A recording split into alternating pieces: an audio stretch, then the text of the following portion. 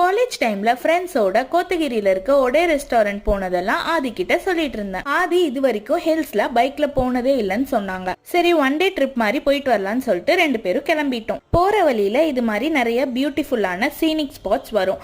அங்கெல்லாம் கொஞ்சம் ஸ்டாப் பண்ணி மெமரிஸ்க்காக போட்டோஸ் அண்ட் வீடியோஸ் எடுத்துட்டோம். நான் நிறைய தடவை ஊட்டி கோத்தகிரியில வந்திருக்கேன். ஆனா டீ ஃபேக்டரிக்குள்ள போய் பார்த்ததே இல்லை. ஆனா ஆதி பார்த்திருக்காங்க. ரெஸ்டாரண்ட் போற வழியிலேயே ஒரு டீ ஃபேக்டரியில விசிட்டர்ஸ் அலவுடுன்னு சொல்லியிருந்தாங்க. ஸோ டீ ஃபேக்ட்ரி எல்லாம் சுற்றி பார்த்துட்டு கிளம்பிட்டோம். கரெக்டாக ரெஸ்டாரண்ட்குள்ளே போகிறோம், மழை வந்துருச்சு. நல்ல வேலை தப்பிச்சோண்டா சாமின்னு இருந்துச்சு.